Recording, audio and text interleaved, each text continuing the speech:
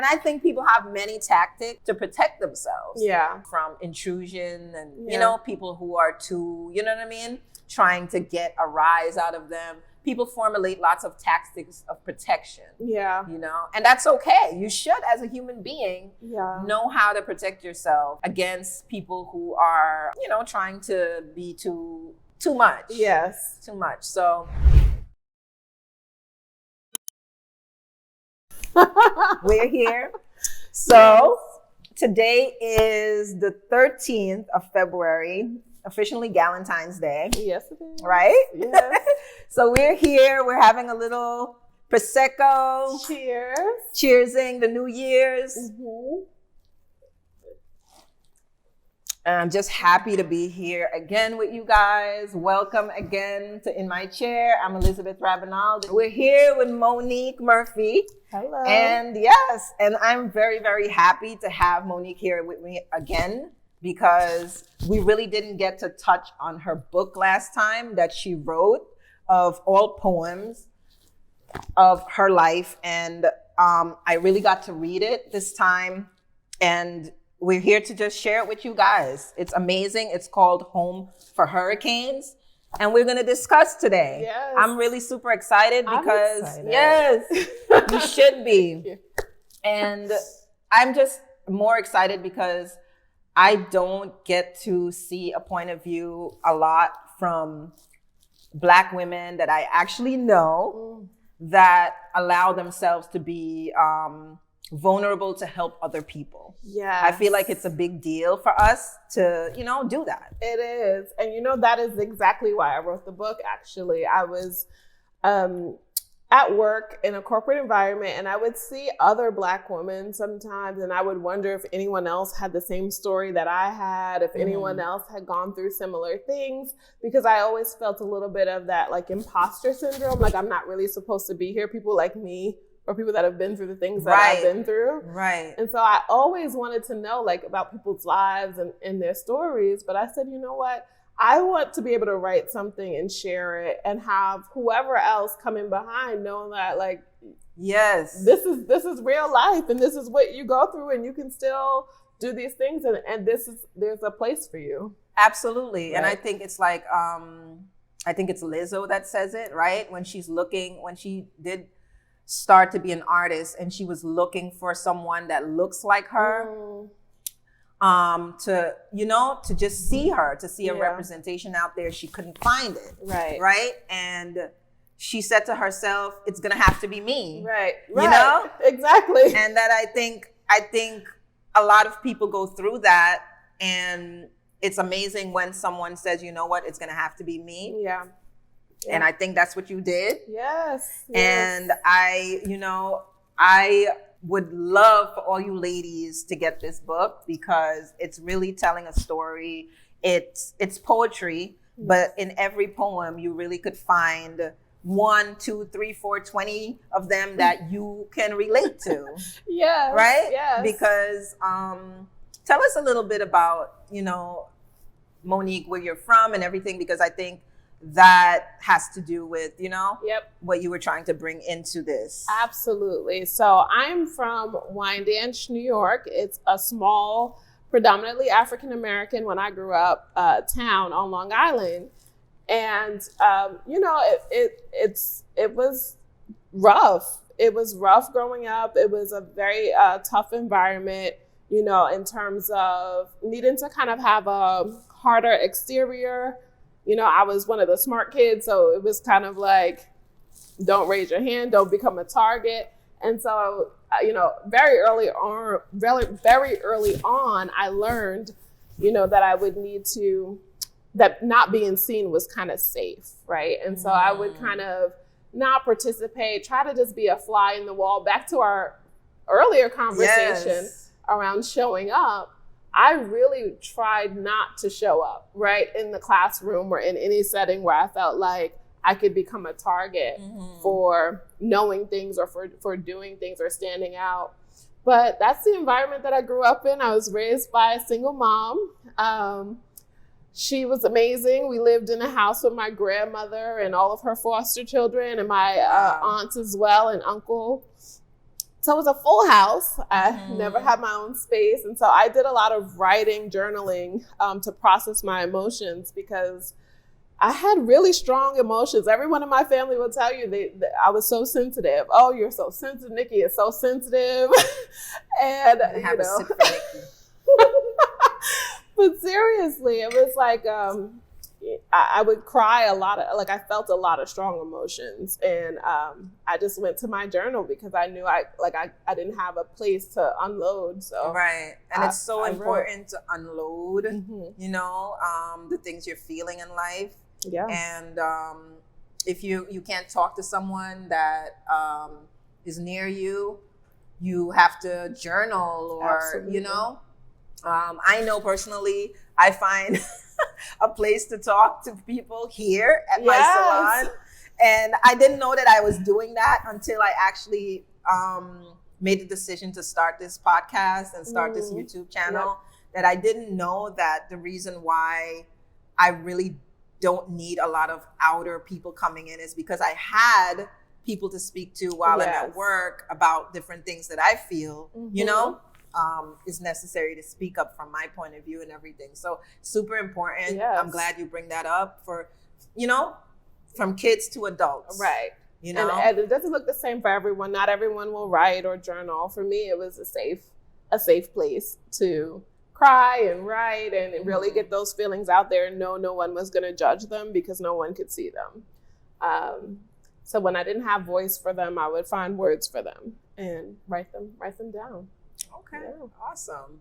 So yes, and this is what happened. Okay, so I wanted you to say where you're from because I think it goes back to what you were saying in the beginning, that a lot of women or, women of color, we feel like we don't have people mirroring back what we've been through and who we are.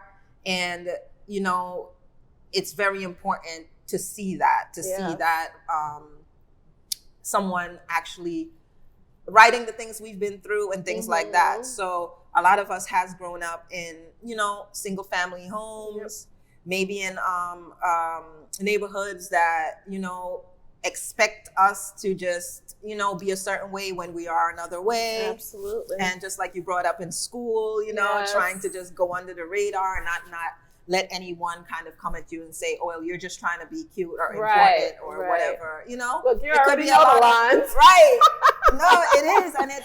And this is one of the topics I want to bring up to you today and to everyone is that, I think your book has a lot about, and it's, unfortunately, I feel like we all have this. Yeah. It has like some trauma, right? Absolutely. Right. Yeah. And one of my questions were, do we all have trauma and why do we all have to have trauma in order to grow?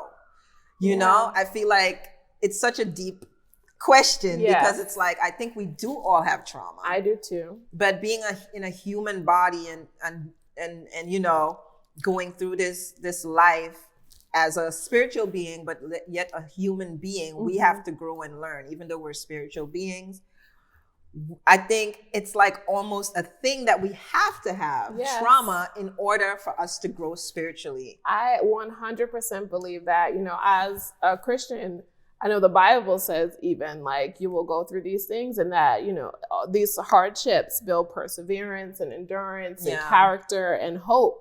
Mm-hmm. And like, that's why it's not taken away from you, right? We have to go through these things to build character, to build hope. And all of that, because if life was amazing, then what would we do with it? There's no reason, and you're a Christian. I was raised Christian also, but I also try to see the world from all types of points of views and just why we're here, right? Just what we're here to do for each other. Mm-hmm. And absolutely. I think one of the things that, which we're going to get into your book, but overall, when you ask me, what I see when someone writes a book and they come so, clear about what's been going on with them and everything. One of the questions would be the same that I just said. It's like, okay, trying to figure out why we're all here and just having that be a thing for everyone, right? Because some people say, oh, some people are rich, they don't really have nothing that they have to worry about, or blah, blah, blah. We all have stuff. The trauma that we have to literally make good out of, right? Yes. And so I guess that was what hit me with this, because it's not something that people escape. We all have something that makes us grow. Right. And that's what, because you're a beautiful, successful thank you. woman, and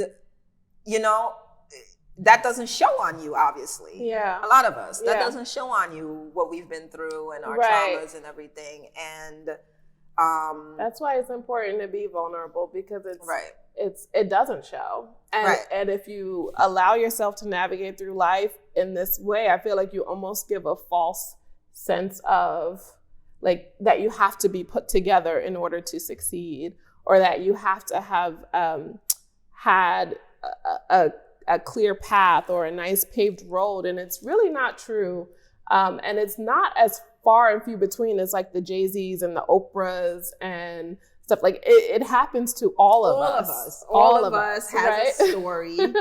All of us, we have, and that's, what I was saying, like we have the trauma, and we shouldn't feel like it's just us, because we all do. Yep. And it's to make us better people. Yes. It's to make us, grow, into people who are helpful to others and things like that. Yeah. So that's one of the things I got from this whole experience of, having you here in my life and bringing me this book and knowing you as a person, and also looking at what you wrote, right? Yeah.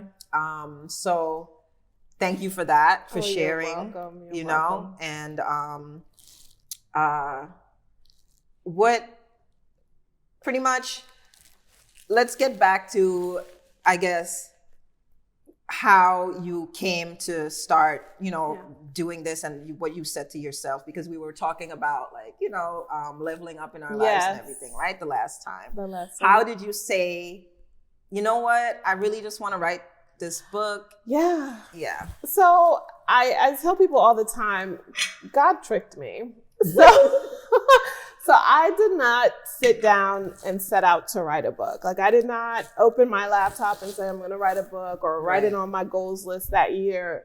What happened was I knew vaguely in the back of my mind, like, I want to write a book one day. And then in 2019, I was riding on the train. I live in Long Island. I was commuting to work in the city, and I was riding on the Long Island Railroad. And then a thought just struck me, and it was like, you should write a book.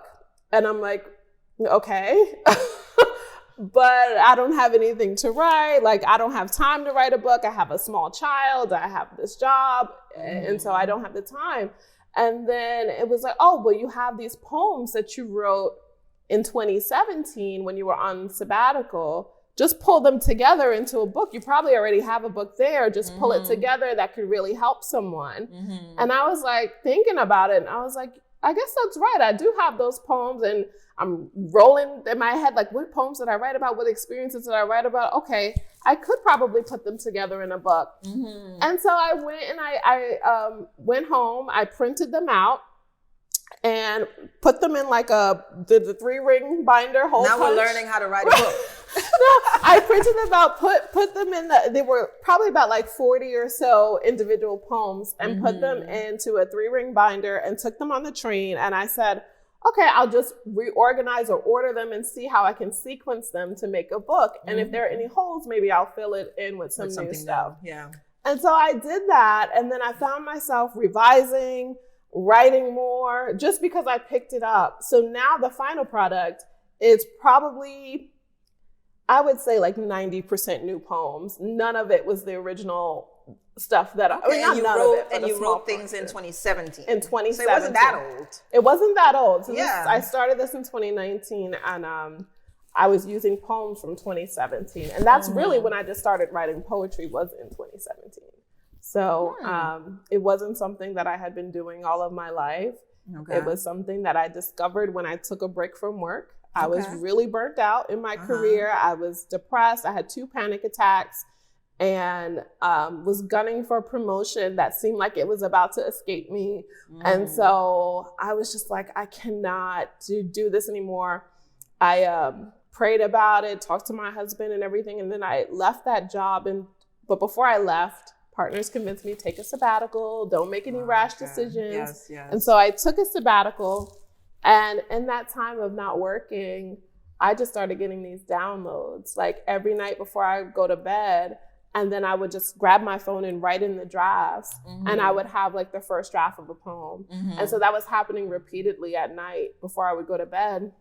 And then I just put them off to the side. And then when I went back to work after the 6 months sabbatical, I said, oh, you know what, maybe I'll do one of those. You know how community college, they have like a 6-week poetry, like they offer different types of classes. Yes, so I said, I'll do a poetry one just to try to keep this fresh. Yes, I love those. Yeah, so I did a little 6-week poetry thing and got a little bit out of it. But essentially I closed the book and didn't write from then. It was just that one thing I did while I was on sabbatical. So what do you think of the whole downloads that you were getting? Like, did it feel interesting to you, as in like you never had that before happen? Never had it happen before. I would say I tend to get messages at night, like right before I go to bed. I think that's when my body starts to relax, and then I can kind of have almost like that intuition come through. And so it was just coming. And I was just like, okay, I would be up. And the funny thing, you know, about God, about the way things work is that normally when you stay up all night writing things that are coming down to you, you're tired. But this would happen over and over again, like, and I would get 2 hours of sleep or whatever and still be energized the next day. And hope, I think it was part of the excitement of it, like getting these messages and being like, wow. And then also the discovery of realizing that there were things that I was holding on to, or stories that I had within me that I didn't even know existed because I compartmentalized a lot. Yes. And so just getting that all out and being like, this is amazing. So that was the organic way that first flow of poems happened. And then it's been like that, you know, when I write, and the revision part is more when I have to get in my brain. So I guess this is like the big question. What is it that's important to you overall when it comes to this project that you wanted to get out to the world? Yeah, I think what's important is finding the beauty in the painful stories, right? So I wanted to highlight some issues that, you know, in this book, I have poems around hardship, around loss, gun violence. I have poems around fatherlessness and dealing with a strained relationship with a parent, parental abandonment, sexual assault, rape. You know, I talk about some of those experiences in here, depression, panic attacks. But then it's to humanize that, right? And give that a voice, but then to also do the juxtaposition, right? To say like how beautiful it is, and to draw those connections from society and society's role in perpetuating some of this trauma in our communities. And so I try to embed that, the societal component, into the poetry, and then also trying to underscore the beauty of coming out of that, right? And also demystifying what it looks like to heal, because it wasn't oh, this is beautiful now. Like, it was a lot of, okay, I'm starting to come into myself, but then I am still nervous. I'm starting to think that these are good things to do, but like, I'm just learning how to use my voice, how to ask for service in a restaurant, how to like do things to where I feel like I'm coming out.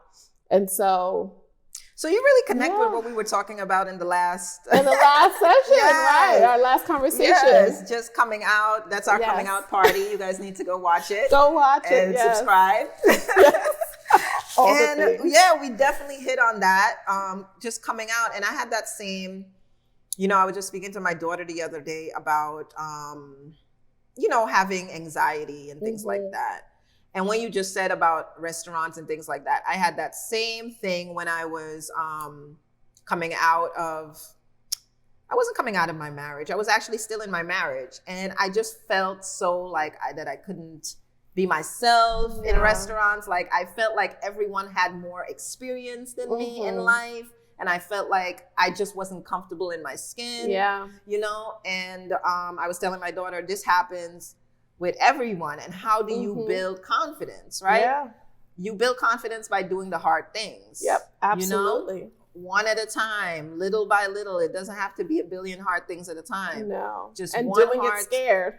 Yes, no, because you're going to be scared. You're going to be scared. You're going to be scared. Yes. And sometimes, well, most of the time, life just pushes you into scary things. You have to do it. You cannot do it or else, you know, you won't be doing anything. So I've definitely been through where I have to feel comfortable, you know, speaking up or showing up, just showing up, even though we just spoke about that, just showing up. It's still, healing is always a journey. Yeah. It's not going to stop when you write a poem. Yeah. But I did want to ask you, how did you feel about writing the poem? How much you felt like it healed you? Yeah. So I will tell you that I had to already have been on a healing journey to even be able to touch this again, right? To even write about this, because I had to process it for myself before I could write it for somebody else. And I think that's so important, because otherwise I would be out of control, right? And so for me, I had gone through therapy. I had done some reflection on my own. And honestly, I was at a place where I was comfortable with my past. I had moved on from it. I had built this life, and I was okay with talking about it. Yeah. So you've been to therapy. Yes. How long have you been to therapy? So when I went to therapy, it was probably for, I want to say, give or take, about 6 months or so. And it was all because I had no idea there was anything wrong. No idea there was anything wrong with me. I knew that I had depression, suicidal thoughts, especially as a teenager. In the past, And, you know, occasionally as an adult, I would have like breakdowns and things, but it was always like a crisis situation. And then I know how to handle it. I can get out of it. It's fine. But then I watched Surviving R. Kelly. Oh my goodness. And I've never watched that guy. So you've never watched it because I you know, and I don't, we're going to get back to what we're talking about, but go ahead. You know, I think certain things sometimes, is going to be too much. I didn't know. I didn't know. You know why I didn't know? Because I pushed whatever happened to me so far out of my memory that it wasn't even like a conscious thought that this was going to be. I was just like, oh, Surviving R. Kelly. Oh, I love Aaliyah. Let me see what was going on, you know. And so I was just watching as like, this is a reality show, a show. I get to hear these, and I love hearing people's stories. I get to hear the survivor stories. And so I watched it, and for the next week, I was like, it was hard. It was hard. And I was like, what's going on? Like, why am I feeling this way? And then things were coming up. And I was like, I have to get help. Like, I have to talk to somebody, because all of this is coming up because of this show. Yeah. And I started therapy, and I went and I talked to someone about what happened. It was the first time I had spoken about it. You know, outside of I spoke to my husband, but outside of that, I hadn't spoken about it. So I was speaking about it with the therapist, and she was talking to me and really just trying to help me unpack what happened. But then she just created a space where she was just like, I don't know if I was talking around it saying like, oh, well, maybe I shouldn't have been there, or maybe whatever. And then she was like, girl, this is not your fault. So to clarify, since, you know, I don't think anyone, even if you have read the poem, you may or may not know what happened to you. And I don't know, whatever you want to share, you can share. But just to clarify, you know. So I experienced what we would call, or what's traditionally called as date rape when I was in college. And so I was sharing that experience with my therapist, and she kind of liberated me in a way. And said, what did she say? She was just like, this is not your fault. Like, this was not okay. And there was nothing you could have done to prevent this from happening. Because in the past you would say, you know, maybe I'm too cute, or maybe I'm society says, right? Maybe my skin looked too good. Right. What, I was wearing a too short skirt. Whatever it is, it's all the messages that we get on a regular, right? No. As women overall, right, that we internalize. It's a lot of things are put on us when a man does something. And I'm not trying to bash men or anything like that, but this is just how society is. Yes. For some reason, we have to hold space for everyone else to be themselves. But when it's time for us to do it, it's like this whole big thing that we have to figure out what we did wrong or what we didn't do wrong, or if we deserve this or this and that, when the case is just what it is. Right. You know, we're all human beings, and we're supposed to be, we take responsibility for our actions, man, women, or whatever, you know, as adults. So absolutely. And I think as girls, like when we're young girls, we get taught responsibility quite early, like being responsible for ourselves, how we present ourselves.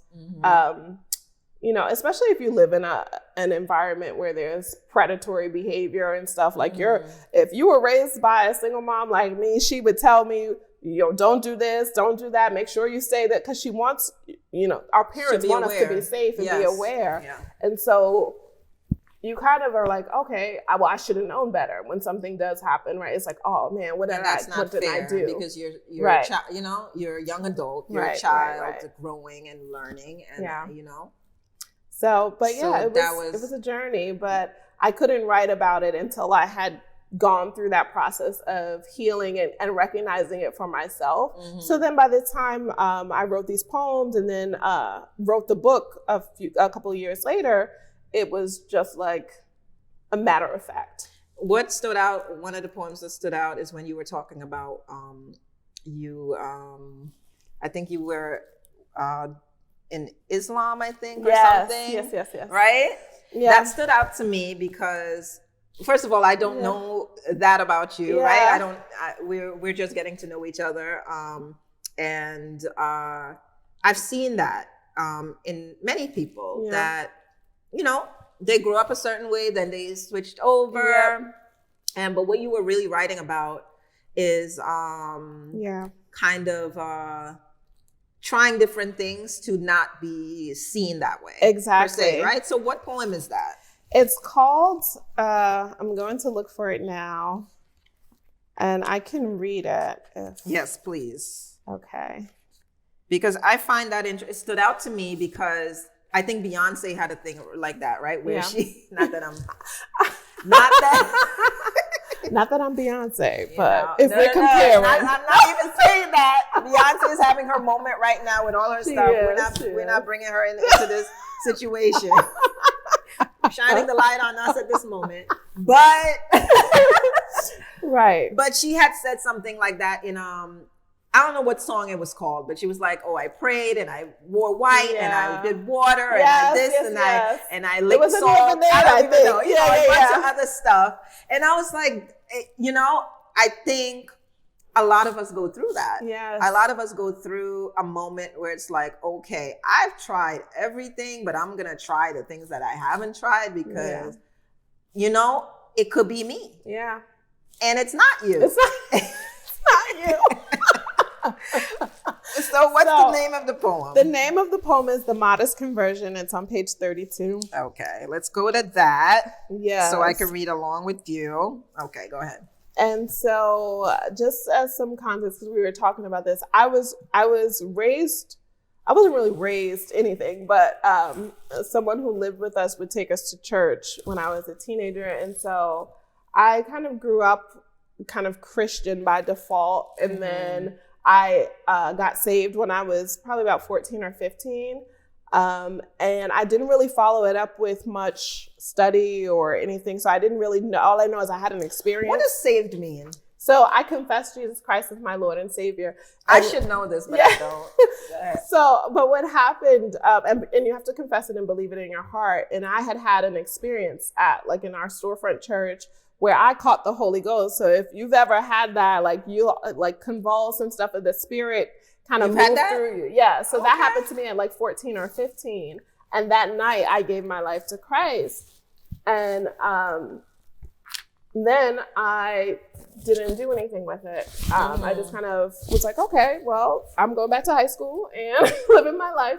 And I had a friend who was Muslim, one of my best friends, and we talked about both of our religions. We wanted to get in closer contact and study more and such.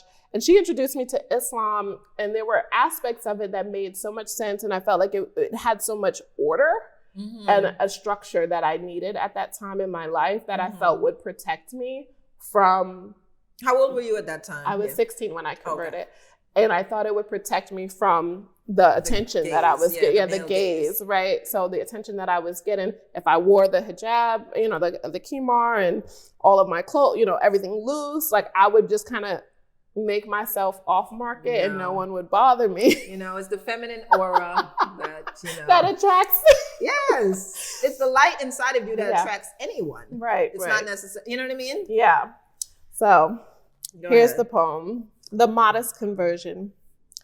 At 16, the pressure circles my unveiled body. I am single, without protection, and it seems every guy street and saint wants. I am too embarrassed to blame my mother's rules, to explain that there are rules and approvals and supervision and judgments, not mine. Islam came not in my babysitter's storefront sanctuary where convulsion seized my body against a wooden pew, an encounter that moved me to confess Jesus as my Lord and Savior 2 years and heartbreaks prior, but just as obvious. Islam's rules were a picture of what I could be, more beauty than bleary, more logical than emotional, more lawful and less forgiving. Having worked for everything else, it seems salvation should be no different. At 16, I am tired of falling for nothing. Hijab, be a covering, mask the parts that entice, render me exotic and off-market, quell the lust. Islam, be a standard for boys to approach me only with the intent to marry. Finally, serious inquiries only. I am serious too. I study, wash and pray, memorize, wash, pray, take a new name, Sanaa, wash, pray, learn the Arabic alphabet, wash, pray, tell my mother I am not in a cult. My brain is the only thing that has not been washed. Wash, pray, eat halal mostly, wash, pray, go to Juma some Fridays, wash, pray, find sisterhood with breathtakingly beautiful girls, wash, pray, ask the manager for a break, wash, pray, tell my mom I don't believe that one's family could be Christian by default. Why does my religion matter any more than the lack thereof? Wash, pray, give salams, wash, pray, and learn. Muslim boys are boys nonetheless. So yes. I had to learn the hard way. That's beautiful. Yes, thank you. Yes, I loved it. When I read it, I loved it. And especially the end when you say Muslim boys are boys. Yes.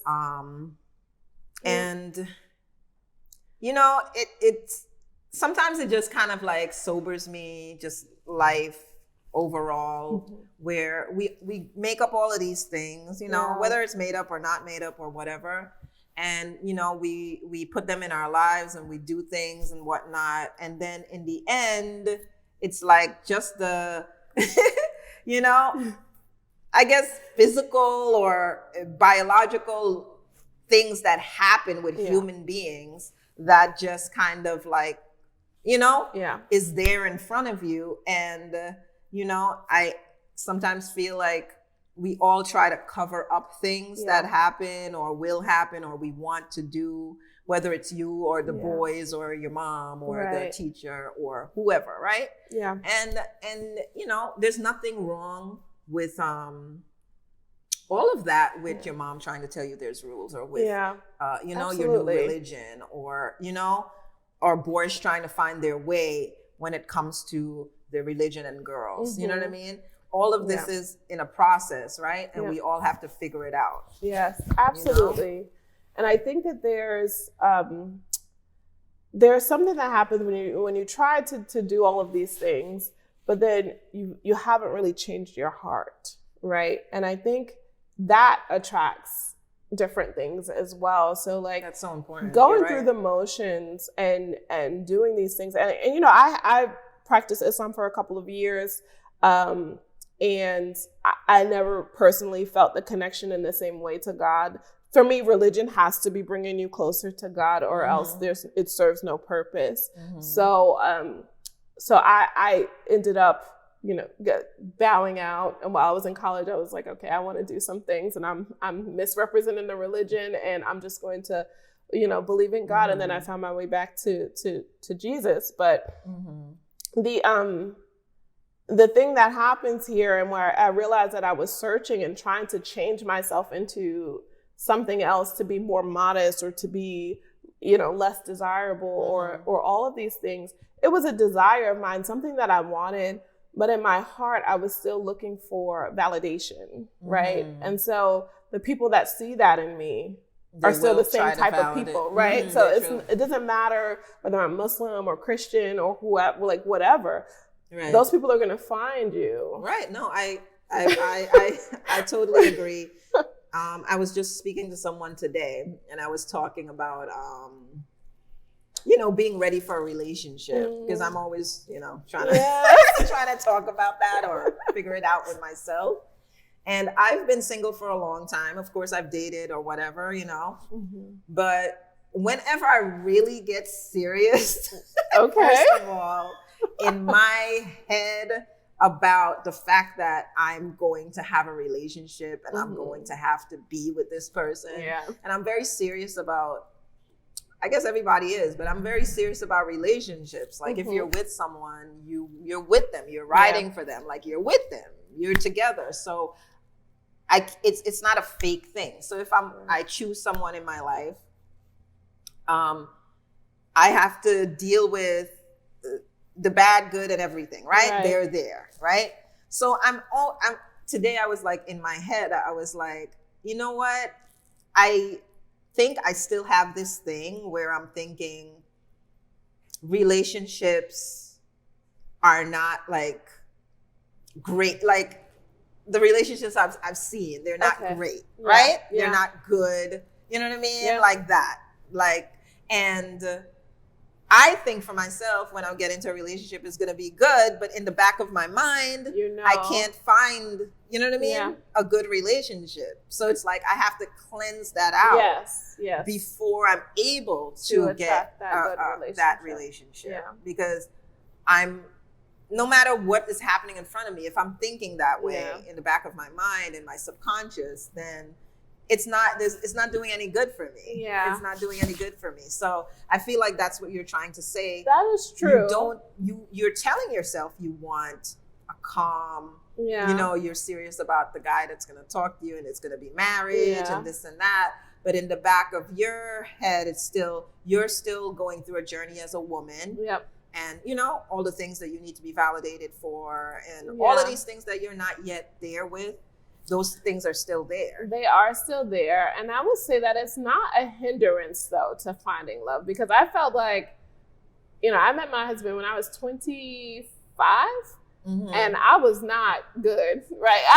So that's actually such a good thing that you bring up, because I asked one of my clients today when I was having this conversation about love, I was like, so do you have to be, can you still be healing when you find love? Absolutely. So I met my husband before all of this even came up, right? Before I even was processing any of this, I was still very much like untrusting. I was a mess.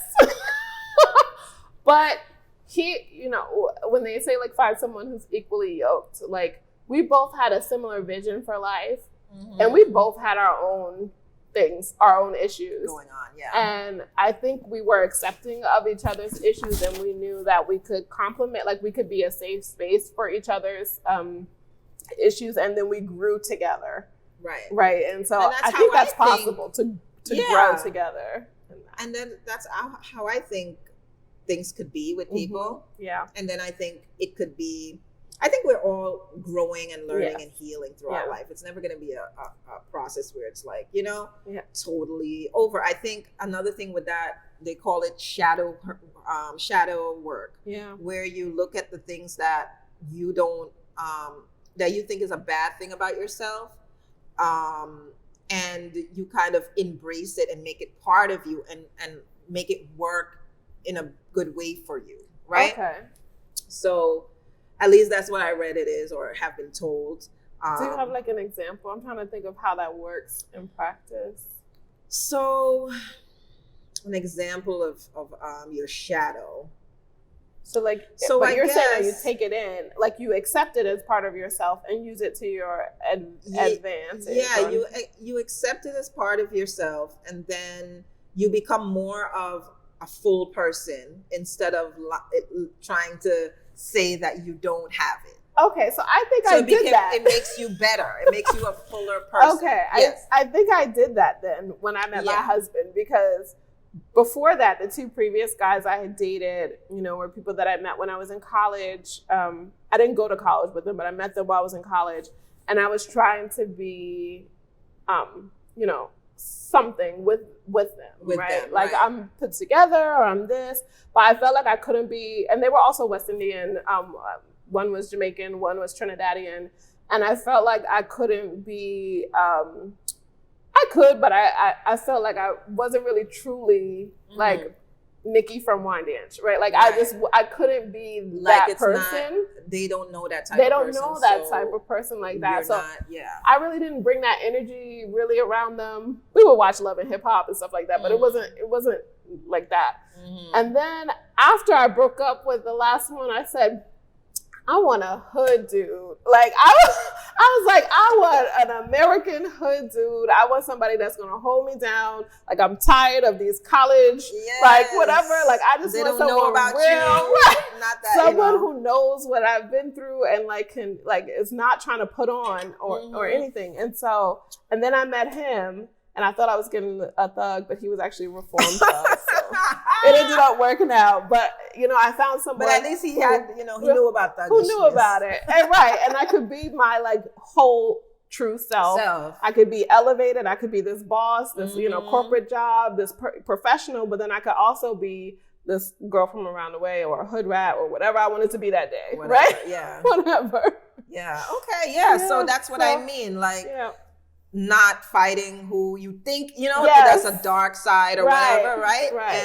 And just being you makes you a fuller, better person. But and it heals. It's just better for you. Yeah. So if I'm being honest, I feel like I'm going through that constant. Like even now, I feel like there are sides of myself that I still haven't brought out. Not with my husband, but like in public. No. We spoke about that last time. And we spoke about this being our full selves, right? Not only in the physical, but in who we don't let ourselves be that could bring something to the table. You know what I mean? But you know what it is that makes me nervous about that? The internet. Because it's forever. It's forever. Honestly, I sense that with Nicky about this whole podcast thing. So after we did the podcast, Nicky's like, I don't know about what I said. I don't know about that. And then I'm like, I'm just doing me, putting things out there. And I'm like, I get it. I get what she's saying because, those are personal things.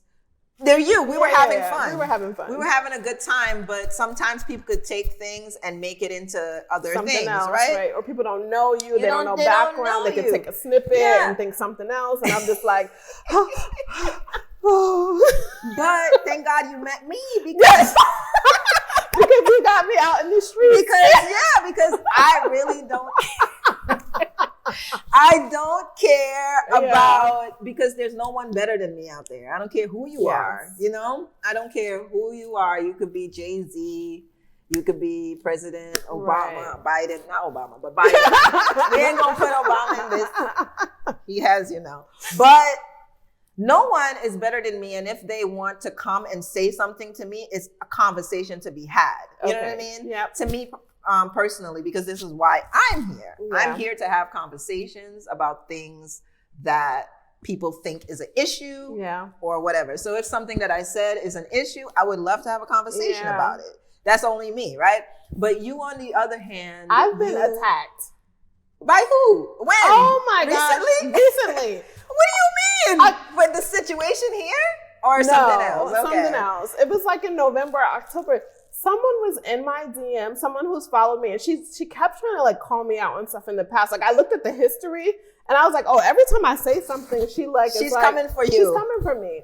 And so, oh Lord. But she's also like trying to be a friend, like almost like trying to call me to. She's a groupie, but she's She's a hater and a groupie. Exactly. And so I forgot what I was sharing some random thing that happened on the train, and like how I was having a horrible day, and then I ended up helping someone down the steps with the thing, and I just realized like, I'm so grateful for the opportunity that I have, and like my day. And then she just went in on me about like, you should never let the fact that you feel that way when you encountered someone who was physically challenged made you. And I was just like, and I work in diversity, equity, and inclusion, so I don't try to. If someone tells me that this was inappropriate or an issue, I'm like, look into it. Yeah, I'm like, okay. So and then I'm like, so I'm like trying to like diffuse the situation, say, okay, I understand your perspective. That's not what I meant. I wasn't comparing my life to his or anything like that. And it just went. I mean, she just would not let up. And then I was just like, you know what? I'm going to have to head out. Like SpongeBob, I'm going to head out now. And I really was trying to, but it's like, I can't be spending my, because, you can't. I internalize a lot of this stuff, and then I'll be thinking about it for days, and it's like, am I really this way? And like, No, I get it. Like, you want to put things out that are important for you to even spend time on, right? Mm-hmm. So, like, let's say we're talking about your book. These are things you know why you're putting it out there, and you're ready for a conversation. Absolutely. But I get it. Not, you know what I mean? You don't want to start fires that you don't really care to, you know what I mean? Like, just go into with random people all the time. Exactly. But the thing is, some people you just have to ignore. It's not rude. You just have to ignore. You don't have the time to always. Right. Just okay, so that's happened to me, of course.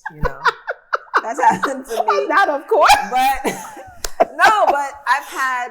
It's even it's even on the internet. Mm-hmm. So I have a business and people write reviews. So if it's a personal review, if it's a business review, come for me, because obviously. I did something that is not appropriate, that what you wanted and whatever. I'm okay with that, right? Okay. And we deal with it, whatever, right? When it comes to business. But if it becomes something that is personal, like she's trying to tell you about your character. Yes. Right? And that was where I was like, girl, you don't even know me. Yeah. So exactly. So what I mean by that is like, okay, someone will come for you and you're like, okay, well, if I'm doing my job and this and this and that. And obviously there's like millions or whatever, many people looking at me, but you're the only one who is always coming for me. Yeah.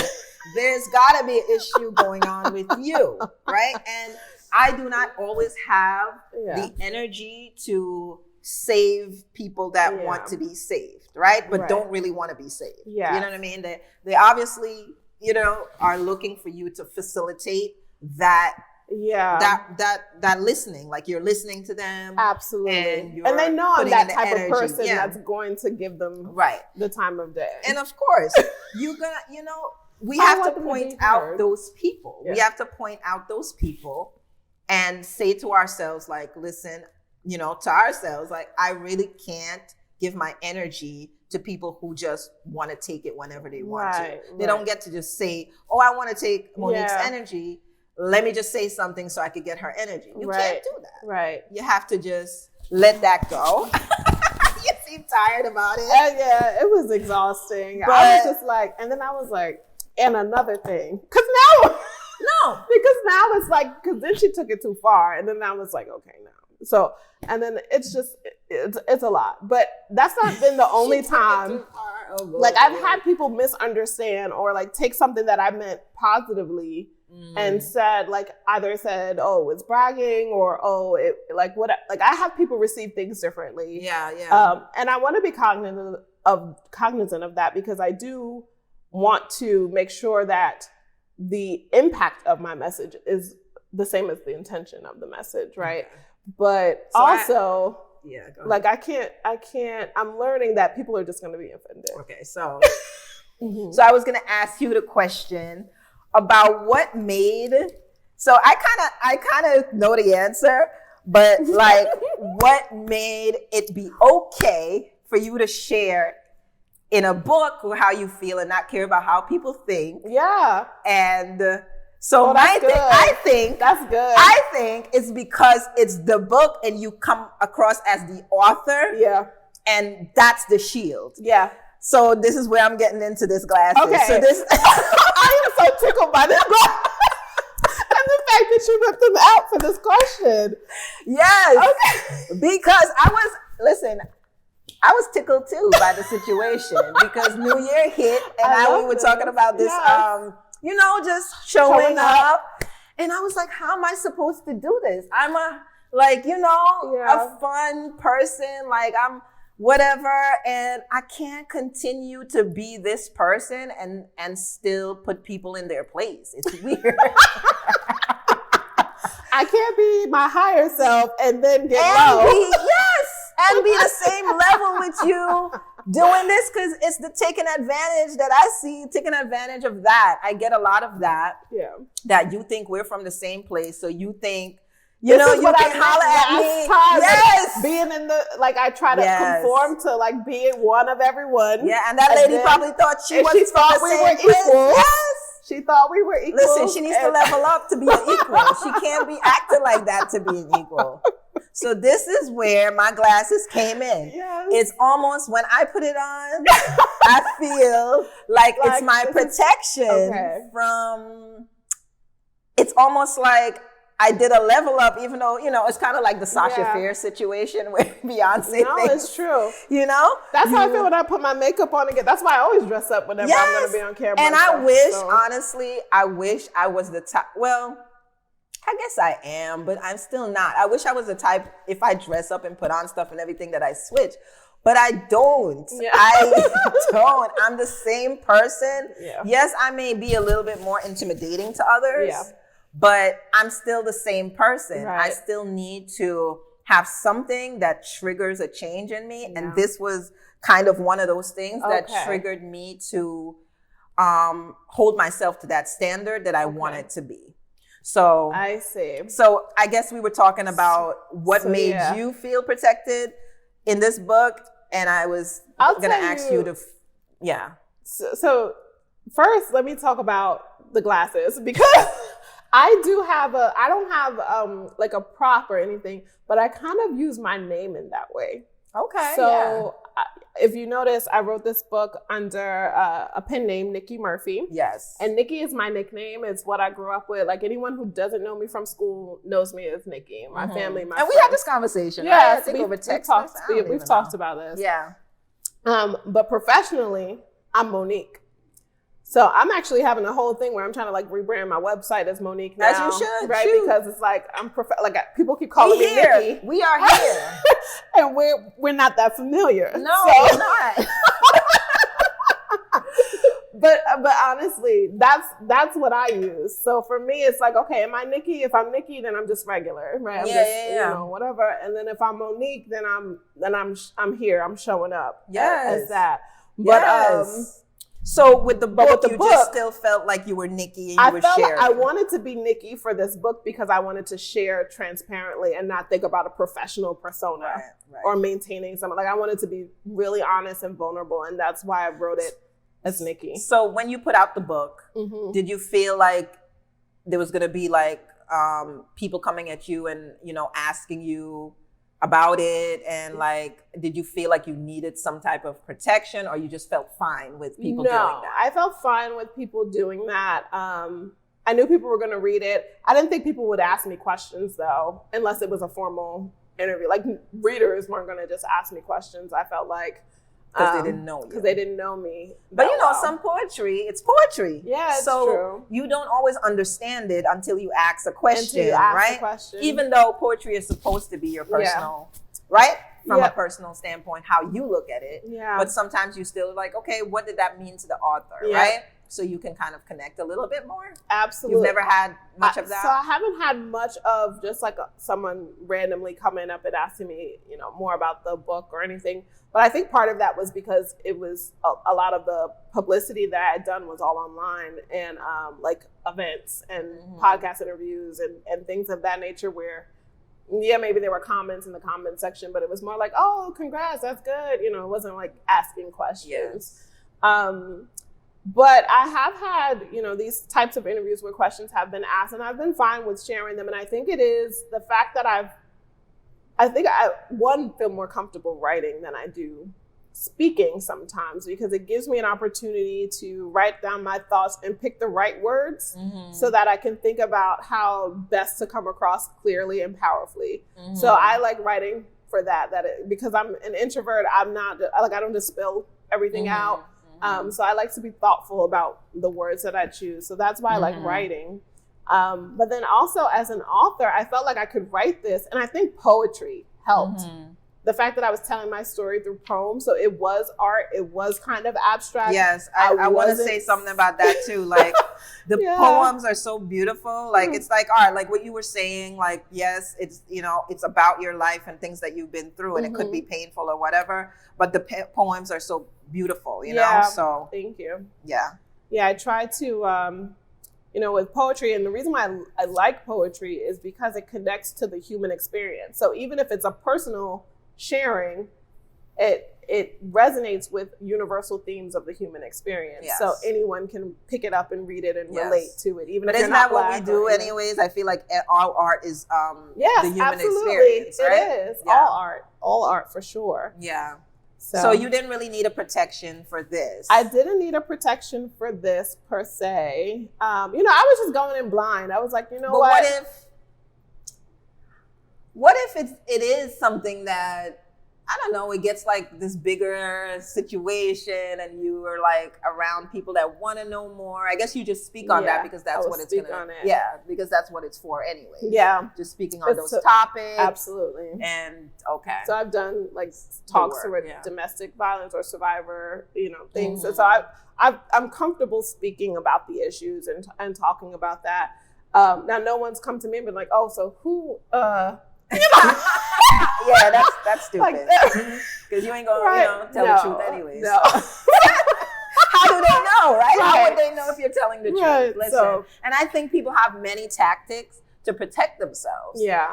From intrusion and you know, people who are too, you know what I mean, trying to get a rise out of them. People formulate lots of tactics of protection. Yeah. You know, and that's okay. You should, as a human being, know how to protect yourself against people who are, you know, trying to be too much. Yes. Too much. So it's so fun, you know, like that's one of the, so when I asked you earlier, I think we were getting ready for this podcast, and I was telling you about what you have done to show up for yourself since I've seen you. Yes. This was one of the things that I've done to show up for myself, because I felt like it was just by accident, I feel, because I wanted to do what I said I was going to do. Yeah. And it allowed me to really just, when I, you know, do my work, not like spew all this stuff to people. Not that my client takes that as spewing, like me talking to them about things. It doesn't come off. It's just that maybe, you know, I was like, okay, I could tell my story in another way, like on this show and things like that.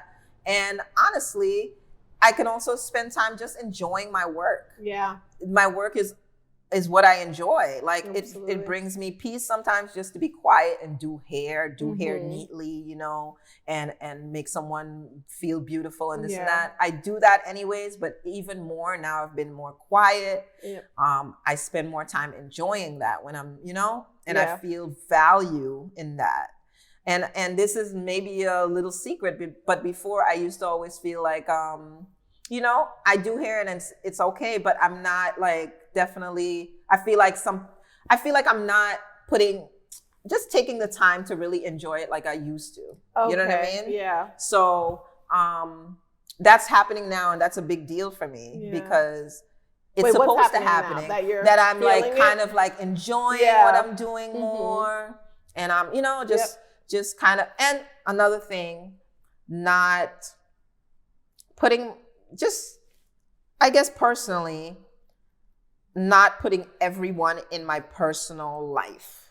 You know what I mean? Per se. Yeah. You know, and even though, you know, I don't really share everything to people and everything, it's still something that, you know, may or may not be that way, right? So I'm like, okay, I'm formulating those boundaries. So you're not going to talk to me anymore? I will. I will, but I'm gonna have to take off my glasses.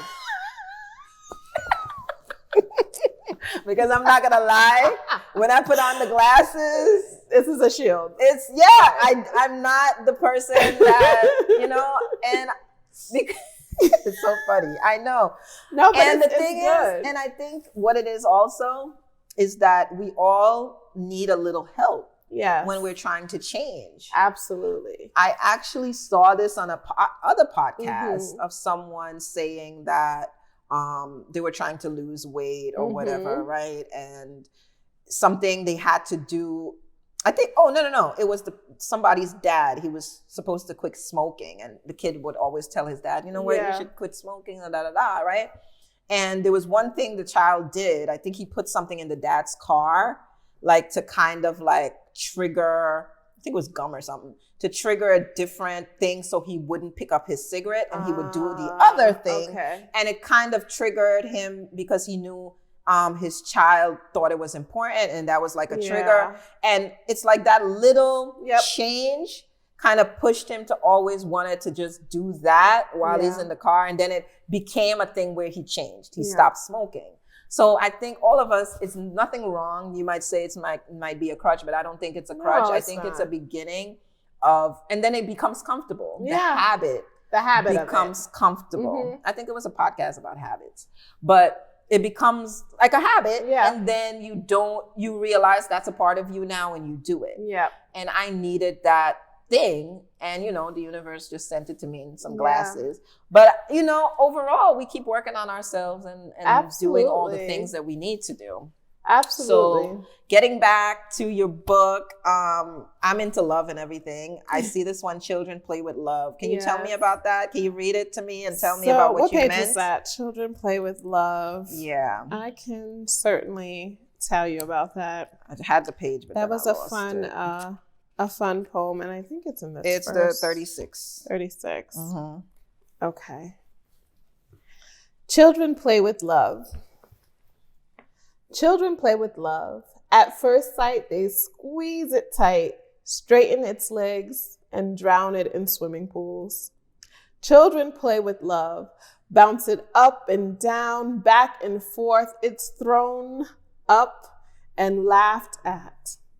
Children play with love, step in its hollow, spin it round their neck and waist and hips and feet. Children play with love, turn it on and on and on, drain its batteries and bang a dead thing. Children play with love, put it in a box, turn its handles all around the mulberry bush. Children pop love and close their eyes and count to 10, then say it again. I would love for you to chase me. So, okay. Yes. All right. So tell me about that poem. Yeah. Because to me, it sounds like a lot of things, right? Yeah. So tell me. Yeah. This poem was about kind of the immaturity of at this time, and some of the relationships and things that I was into. And it reminded me of a child playing with, you know, a hula hoop or all of these things. It's like we just like play with it until it pops, and we don't treat it like it's something delicate or whatever, but it becomes a game. And it's like, I would love for you to chase me. And so that was the metaphor there, but it was in the context of this chapter, and I think it's in this Closets chapter. It was in Closets is a chapter where I talk about some of the things that maybe were going on internally or in my head that necessarily I didn't show, but that was what my experience was with love at that time, was that it was just like a game. Oh, okay. Yeah. So I have a question that I wrote in my notes that I wanted to ask, because I thought about this earlier. Do you think that people learn how to love as they go in life? Like, I guess because I brought it up because I was actually talking about like to someone, and I was talking about me choosing this new year to really shut off my phone and like be present with my kids and things like that. Not that I don't love them if I didn't do it, but it's like learning how to love better, right? Because you're actually taking the steps to have love in your life, to feel it, to interact with it, to, you know, because you already have that, right? You already have love. It's just that we don't do what we, you know, want to do, and we're not present and things like that. So what do you feel about that, about learning how to love? Do you feel like you had to learn how to love more? I absolutely had to learn how to love more. I feel like, you know, at first you think love is like something that you get or that you seek out. And I think for me, it took learning that love is not something that you seek, it's something that you give. And so like I had to grow with it, because it takes a certain level of sacrifice, because like you said, when you love someone, you're doing things to make them feel loved in the way that they need to feel loved. So like putting your phone away, even if that had nothing to do with how you love them or how much you love them, you know that it'll signal something in them that you're paying attention, that you're present, etc. So I think that I didn't come into that awareness of like it not being all about me. Right. Until like that's such a big deal older. Because I feel like a lot of people think that I think it comes with depression, like when you're talking about depression, right? You're thinking so much about yourself when you're depressed. That's all you think about. Is how I feel, how I show up to the world, me, right? But on the other hand of that is like, if you're truly loving, you would feel less depressed because you're going outwards. You're not looking, you know what I mean? You're not always looking at yourself. Yeah. You're going outwards, and that really helps to really take care of that whole me situation. Yeah. And I think that's part of it. I do think that's part of it. I think that getting out, I know for myself, even now, like I'm very much about me, and in my head, like I can be very self-centered, and I think we all as human beings are very self-centered, but it takes a conscious and intentional effort to get away from that. And for me, I have to keep reminding myself, like making a commitment every year at the start of the year, like, okay, what are my priorities? I need to like align my priorities to family, to marriage, to all of these things, and not just be my career or building something up for myself or what I want to do for my self-care and all of that stuff. All of that stuff is important. And, you know, my biggest gripe, I don't know if it's my biggest, but one of the things one of your with this current age and climate and generation is that, and social media, is that it kind of reinforces the selfishness or kind of the being about you, even to the point where I feel like people may not find love because you can't just be about you to find love, right? It can't just be about your journey and like, oh, this person needs to be this for me and all of that. It's like, what? Who are Right. you? Right. Who Right. the hell are you? First off, do you know yourself? That's number one. How's the other person supposed to facilitate anything for you if you don't really, Yeah. I watched this dating show. Let's start. Listen, I'm all about what we see and we need to talk about. Yes. So my husband and I watched this show called The Pineapple Show on YouTube. Oh, I've never seen it. Oh, it's funny. The Pineapple Show. But it's a dating show where the host is a woman, her name is Melly, and she gets Instagram like models and things to come on to the dating show. And then the guys that watch her channel will call in, and it's kind of like speed dating. Okay. And so a lot of times the girls will come in and they'll have their list. He's got to be 6 feet, 6 figures, all these things. Lord. No kids, no whatever. And so they'll have their list. He needs to do this, this, and this. And then she'll ask about like what the lady does and everything. And then like, I want to say every episode, a guy gets on and they're like, well, what do you bring to the table? And like, they get offended that they have to say something about themselves because they're out here like, oh, I'm the prize. Like, this is my list. And honestly, I think it's the sentence. It's like a thing. I mean, you've heard this sentence before from guys, yes. right? What do you bring to the table? Yeah, like, right? I don't think women say it. Yes. I don't think women say it since it's like a thing that guys do to actually upset women, to be honest.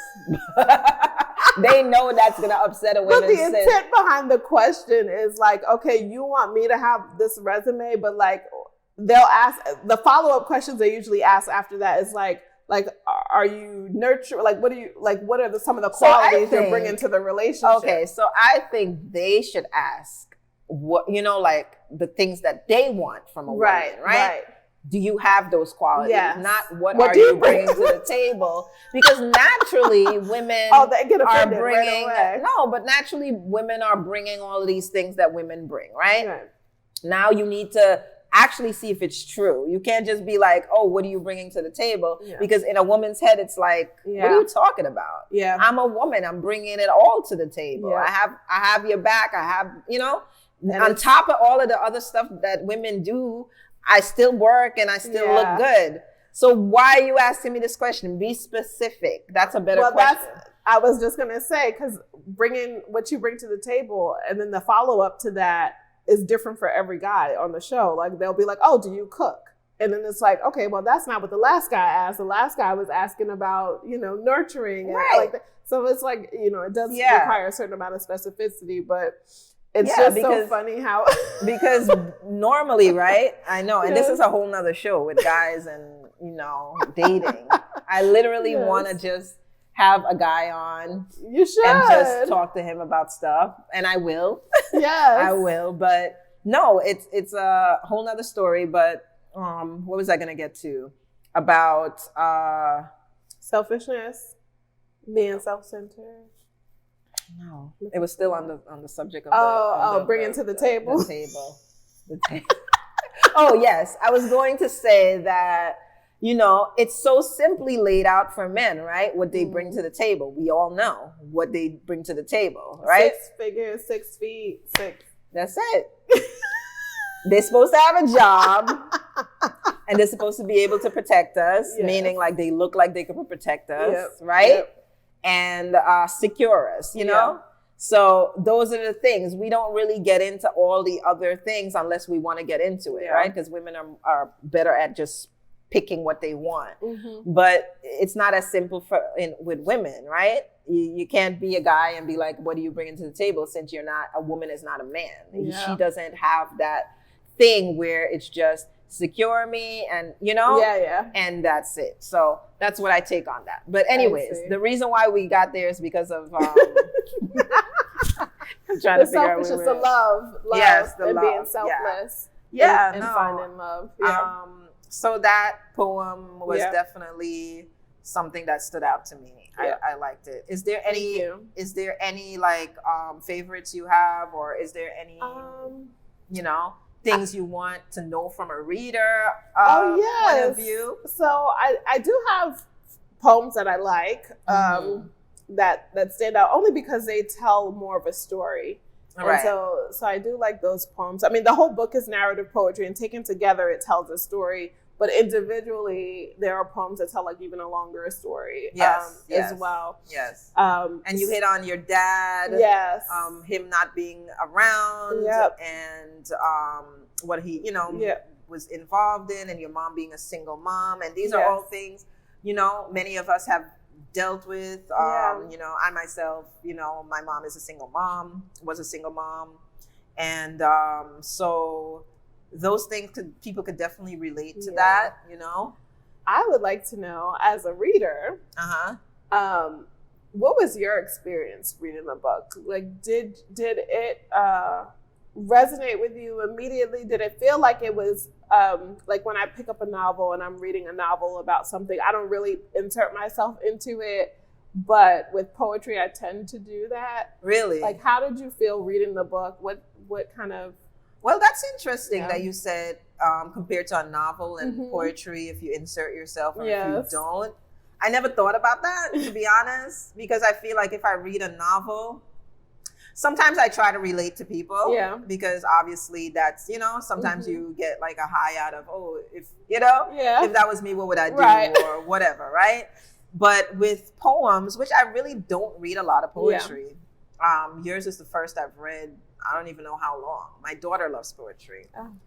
So when I was reading it, I was definitely seeing a whole new side of you, obviously, because I was thinking, I already know you. It's not like I picked up the book from a bookstore and didn't know you, right? So I was trying to like really visualize where you were coming from when it came to the things that you were saying and, the topics that you chose, and how, honestly, I'm an artist, so I really try to realize, like, I take like joy out of seeing how people put together things and how they make it, beautiful and, work for what they're trying to portray. So I was looking at that, and I think you did a wonderful job by having all the different chapters. Oh, thank you. Yeah, because it, it helped to really go through the story, like you said.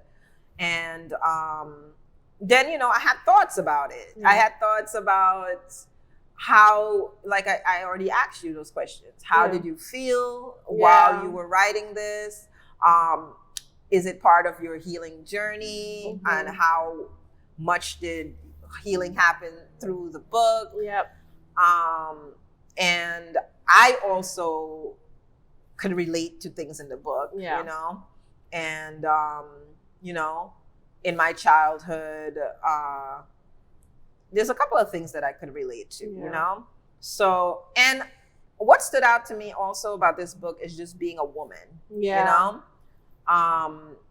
dealing with the things, like boys and like the good experiences about boys too, about, dressing up and being, in a park and looking good and, having your girlfriends have, like you have a group of girls laughing and dancing. And then there was a part that stood out to me that when you went to say hi to your dad and he doesn't recognize you. And that like is very, what's the word? It's like when you remember something, nostalgic, right? Okay. To me, it's nostalgic because I think that's a thing, honestly, because children grow so quickly every summer, right? And men are not that, especially when they're not around you, they're not so perceptive. They're not present. They're not present. And I feel like that has happened to me in my life where, with everyone, to be honest, in the family, they'd be like, oh my God, that's her. She grew so much. And you feel like, oh, well,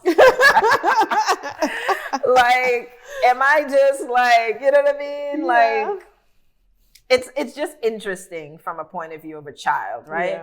To see how adults treat you when you're growing and you're a person. And it's like they almost, they treat you as like whatever. Yeah. You know, I can't even put words to it. But this is how pretty much all the levels that you touched on that and I definitely want to, I feel like I need to read it a couple more times because I feel like, you know, I think it was all poetry. Yeah. That would help me to have more like things to like really get into. And I want to get into it. But for now, like the book is so, I think you did such a great job. Thank you. For yourself. Thank you. You know, because I always believe in healing anyways. Yes. So for yourself overall and just letting it go out there and like touching other people. So yes. So I'm excited about that. And as part of my leveling up. No, getting out there more. And you just told me that you were trying to go on a little tour again. Yeah, so getting back out signing. in person. Yes. You know, I'd done a lot of virtual events, a lot of things online and on social media and YouTube and podcasts. And then the world opened back up and, I did a couple of opportunities here and there that came up, but I didn't really push or pursue opportunities. So, you know, I did a reach out since the last time we spoke. I was like, let me reach out to the school. And in particular, I haven't touched, and it's been on my heart that I haven't touched. You know, this is a coming of age story, and I think it would resonate a lot with a lot of teens and young adults as well. Yes. And I hadn't pushed that audience at all, really. You know, I spoke. How do you feel about that? School. It's interesting because I spoke at actually my old middle school.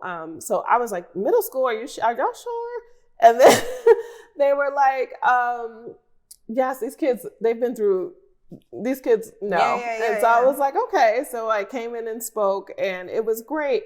And the thing though, getting back to the point about hiding and showing up and things, the thing when you talk to teenagers, they ask questions. How much money you make, what happened, who did what, where was this at, and stuff. So they really ask the real questions, like where adults kind of have a little bit of, I'm not going to ask that. Let you be in here.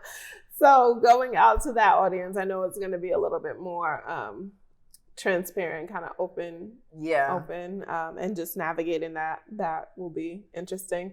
And I told myself the next book I write is not going to be about my life. I'm just going to be, an author and put some of the themes behind so that I won't feel so personally like I'm always having to bear myself every time I speak about it. In the middle, maybe you can have it another time. I'll do it again, but I need a break. I understand.